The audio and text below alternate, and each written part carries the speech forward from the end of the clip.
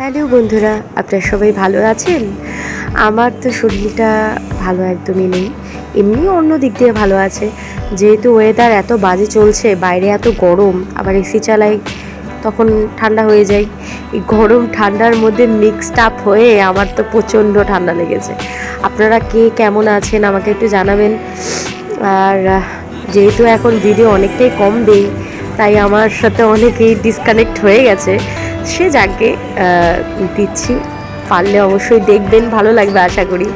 এটা ছিল আমাদের সেকেন্ড দিন কলকাতায়, আর আমরা গেছিলাম হচ্ছে ইকো পার্কে। এত সুন্দর লাগছে না দেখুন জায়গাটা, তাই একটু জুম করে নিলাম। খুব সুন্দর, এত বড় জায়গা, সম্পূর্ণ তার ঘোরা একদিনে সম্ভব না। আমরা অর্ধেকটুকু ঘুরেছি। তো সেই যেহেতু ঠান্ডার টাইম ছিল, পুরো এত বড় মাঠ, সবাই সবার মতো নিজেদের মানে সবাই খাবার টাবার নিয়ে এসেছিলো, সবাই পিকনিক করছিল, খেলছিল, বাচ্চারা দৌড়াদৌড়ি করছিল। খুব সুন্দর জায়গা। একটু যদি আগে যেতাম, মানে যেতে যেতে একটু লেট হয়ে গেছিলো, আর একটু পরে দেখবেন সন্ধ্যা লেগে যাবে, ঠান্ডার টাইম ছিল যেহেতু। আর দিয়ন্ত ঢোকার পর থেকেই রুদ্রকে বলছিল চল সাইকেল চালাবো। তো আমাদের তো এই যে মণ্ডল স্যার আছে, উনি সাইকেল সবাইকে চড়াবেন। তো প্রথমে ছেলে চললো, তারপর আস্তে আস্তে আমাদের টার্ন আসবে। তো দিদির সাথে একটু গল্প করলাম। আমরা দুজনেই কেউ সাইকেল চালাতে পারি না, আমাদের চড়ারও কিচ্ছু নাই। আমরা কি দেখবো? হ্যাঁ, চড়বো, ছবিও তুলবো। চলুন দেখাই। রুদ্রকে ঘোরানো কমপ্লিট, এখন ডিয়নের পালা। তো ডিয়ন চড়তে চড়তে আমি, দিদি আর রুদ্র আমরা মিলে একটু ফুচকা খেলাম।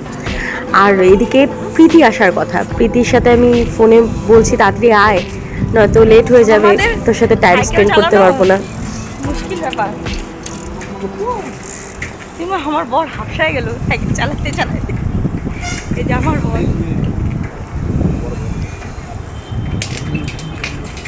কি চিন্তা করেন, বলে কি ভালো মেয়ে দেখতেছি বিয়ে করবো। আমি বিয়েই করি নাই, সাইকেল চালাচ্ছি আমার সাথে। আমি কি করব এভাবে ভিডিও? আমার বর আমাকে বলছিল তারা একটা বিয়ে করবো অন্য কোনো মেয়ে দেখে, আমাকে খ্যাপায়। তো দেখুন ট্রাইপড নিয়ে যাইনি। সময় কাটাচ্ছি আজকে, অনেকটা খুব ভালো লাগছে।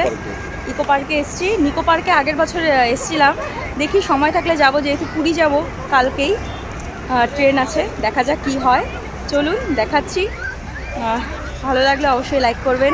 চলুন, টাইম আছে এখন 5:30টার মতন বাজে, যতটুকু দেখার। এখনো প্রীতি আসেনি, প্রীতি আসার কথা। কি হয়েছে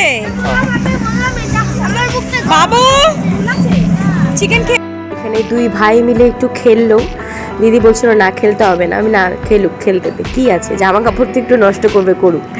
একটু আগে গেলে আর একটু টাইম পেতো ওরা এই খেলার। কিন্তু বাচ্চাদেরই বলুন, ওরাই তো আনন্দ করবে। তো তারপর গেলাম আমরা হচ্ছে আমাদের সপ্তম আশ্চর্য। ইকো পার্কের মালিকেরা সেই সপ্তম আশ্চর্য এক জায়গায় মানে রেখেছে সুন্দর করে গুছিয়ে। তো সেখানে গেলাম, 7 ওয়ান্ডার্সে, খুব ভালো লাগছিল। আর এত সুন্দর নাইট ভিউটা ছিল না, খুব সুন্দর লাগছিল খুবই। আর এই যে দেখুন তাজমহল, আমার সবচেয়ে ভালো লেগেছে যে জায়গাটার নাম সঠিক আমি বলতে পারছি না, সে যাকে মানে আমার সপ্তম আশ্চর্যের মধ্যে ওই জায়গাটা আমার বেশি ভালো লেগেছে। নামটা আমার সঠিক এখন মনে পড়ছে না, কিন্তু সব জায়গায় ঘুরেছি, ছোটো ছোটো করে ক্লিপ নিয়েছি, ছবি তুলেছি। আর এই করতে করতে দেখলাম প্রীতি চলে এসছে, ওর সাথে একটু ওই যে নায়িকা, মহানায়িকা আমাদের, কিউটেস্ট নায়িকা। তো ওকে একটু পিক আপ করে তারপর আর যেগুলো বাকি ছিল ওগুলো একটু ঘুরে নিলাম। আর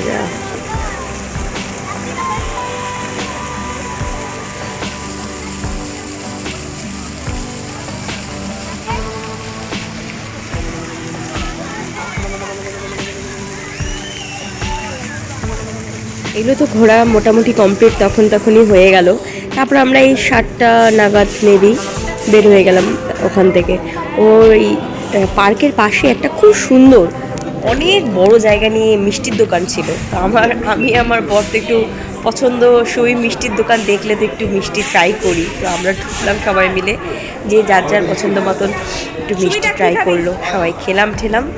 ওখান থেকে ঘুরে না অনেক ধরনের মিষ্টি ছিল, অনেক ধরনের। আরও বেশ জানেন আমার কাছে ছোটো ছোটো ক্লিপ ছিল, আমি যে ওগুলা মানে আমার বরের মোবাইল থেকে তুলেছি ওগুলো সব ও ডিলিটই মনে করে দিয়েছে, এই জন্য যে কটা আমার কাছে এই মুহূর্তে আছে চাইলেই কিন্তু সঙ্গে সঙ্গে এডিট করলেই কিন্তু করে পোস্ট করা যায়, কিন্তু নিজের কুইরামির জন্য ভিডিওগুলো আমি এত লেট করলাম না। আমি চেষ্টা করব যে কাল পরশুর মধ্যে মানে চেষ্টা করব ভিডিওগুলো সব দিয়ে দেওয়ার। তো সেখান থেকে বের হয়ে মিষ্টি টিষ্টি খেয়ে দিদি বললো আমি চলে যাচ্ছি বাড়ি, তোরা যদি ঘোর। তো আমার হাজব্যান্ডের ইচ্ছে ছিল হচ্ছে ও ডাঙ্কি দেখবে, তখন হচ্ছে ওই সিনেমা তো দেখতে ও যেখানেই যায় সিনেমা দেখতে খুব ভালোবাসে। তো দিদি বাড়ি চলে গেল, আমি প্রীতি রায়নের বাবা রায়ন আমরা সবাই মিলে গেলাম হচ্ছে ডাঙ্কি দেখতে। সিনেমা হলটা বেশ সুন্দর ছিল, অনেকটাই সুন্দর। আর সেখানে গেলাম, সেদিন দিনটা সত্যি খুব ভালো গেছিলো। সেই সন্ধ্যা দুপুর 3টে থেকে বেরোয়েছি বাড়ির থেকে, ঘুরছি বেশ সুন্দর ছিল। আরেকটা বাচ্চাদের খেলার পাশে জায়গাও ছিল, যেহেতু টাইমটা নাইট শো ছিল, এত অল্প টাইমের মধ্যে এসেছিলাম তাই ও জায়গায় রায়নকে নিয়ে যেতে পারিনি। তো এই যে ওর ঘুম পেয়ে গেছে, এত রাত্রি হয়ে গেছে। আর আমি চিন্তা করছিলাম এত রাত্রিবেলাও বাড়ি কি করে যাবে। ও বলছিল দিদি তুমি চিন্তা করো না, আমি বাড়ি ঠিক চলে যাব, আমি কলকাতার মেয়ে, আমার কোনো প্রবলেম হবে না। তো সেখান থেকে বার হয়ে আমরা যে যার গন্তব্যে চলে গেলাম। তো কালকে বা পরশুর মধ্যে চেষ্টা করব আমাদের পুরীর ব্লগগুলো আনার। যদি ভালো লাগে প্লিজ একটা লাইক